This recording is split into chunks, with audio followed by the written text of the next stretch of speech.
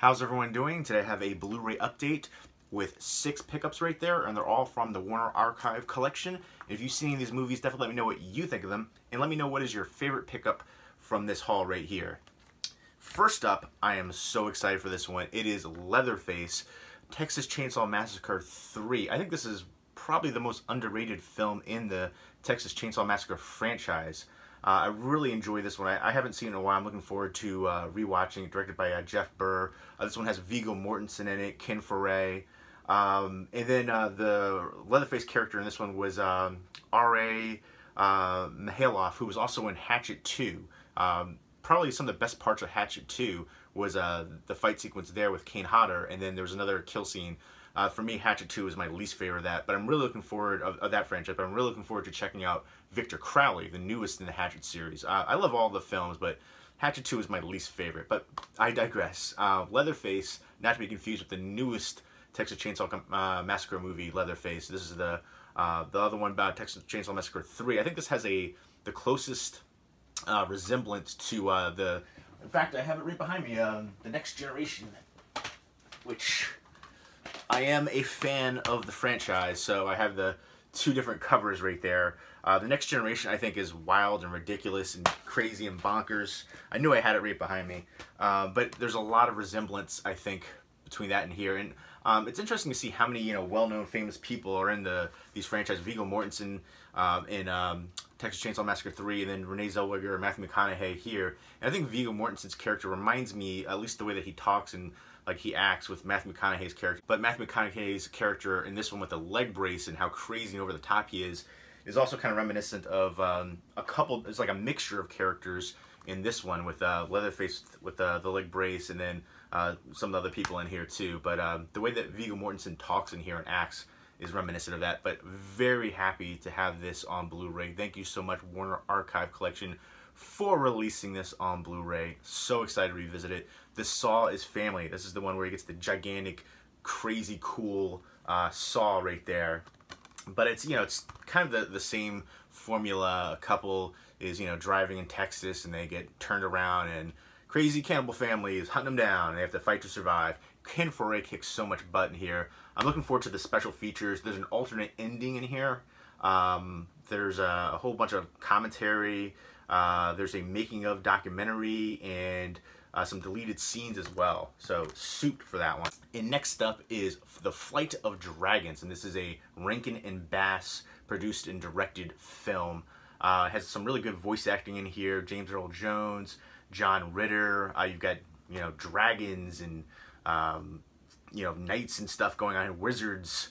So yeah, it's basically there's an evil wizard trying to take over the world, and then another wizard brings somebody from the future to help fight the other wizard off. And it sounds interesting. I like the animation look, and again the voice acting, a bunch of recognizable people. So I think it's going to be interesting there. What he says, brings modern day logic to battling ages old evil. So looking forward to checking that out.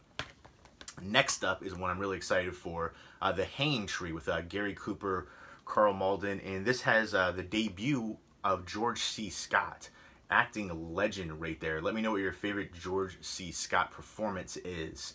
But basically he comes into town, Gary Cooper's character, and I guess there's a mob turning against them, and he has a showdown. I like these kind of older Western movies. Gary Cooper has obviously been in some before, so definitely looking forward to this one. I've seen some really good Westerns. It used to be like my least favorite genre, but I've seen so many amazing ones recently, getting releases older and newer too.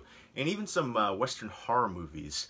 Bone Tomahawk a couple years ago was really good. Same director did Brawl in Cell Block 99 with Vince Vaughn, which is a really good performance from him. But there you go, The Hanging Tree. Excited for that one big time. Next up is Dolores Claiborne, which is another Stephen King adaptation with Kathy Bates doing another fantastic job acting-wise. It's been years since I've seen this one, but I remember her performance in here just being amazing. I also have Jennifer Jason Leigh, and this is directed by Taylor Hackford, who I know he did Officer and Gentleman, but Danny Elfman did the score here. But I remember there was she was convicted of murdering somebody, Kathy Bates, and Jennifer Jason Leigh is the daughter. She comes back to the small town, and she's having like these memories of 20 years ago of somebody else who was killed.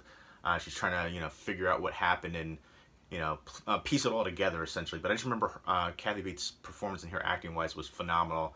Definitely looking forward to revisiting this one. Let me know what your favorite Stephen King adapted movie is. So many underrated ones too. Night Flyer is one that I always felt didn't get enough recognition. Storm of the Century as well. Next up is Doc Hollywood. I love this one. I grew up watching this one. It's kind of a fish out of water story. I think he's like a big city plastic surgeon. He's driving his car and it breaks down this like podunk small town, and he's stuck there for a little bit while it's getting worked on. And he falls for the girl. Woody Harrelson's in here too. You know, so there's a romance aspect, some really good comedic parts.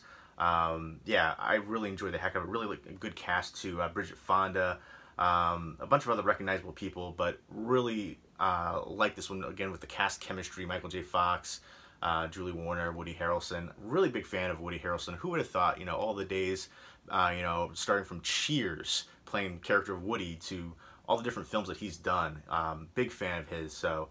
This is a lot of nostalgia for me. Very happy to have this on Blu-ray. And next up is Summer of 42. This is directed by Robert Mulligan, who also directed To Kill a Mockingbird and The Other. And music by Michael Legrand. And I think, yeah, the score won Academy Award. So, yeah, this is a romance movie set during 42, when this young wife, her husband is off to war. A young kid, a 15-year-old, like, essentially falls for her, and I guess it's just talking about that growing up and that love and that situation, especially during the wartime.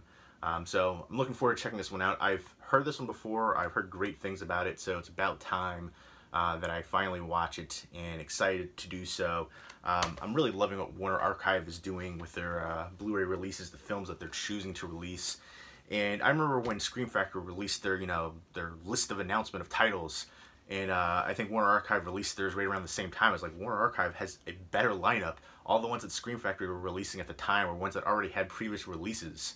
So I was like, I just want new stuff. And Warner Archive is putting out some amazing, amazing films. I know I have another stack over here. I've talked about some of their other recent releases too that I think deserve more recognition and attention as a you know, company doing some of these ones. Like the Leatherface one, amazing. Can't wait to revisit this. Dolores Claiborne, these are classics. So, Souped, there you go. Let me know if you've seen these movies, what you think of them, and what was your favorite pickup from this lot as well. Leave me a comment down below. Hope everyone's doing well. Take care.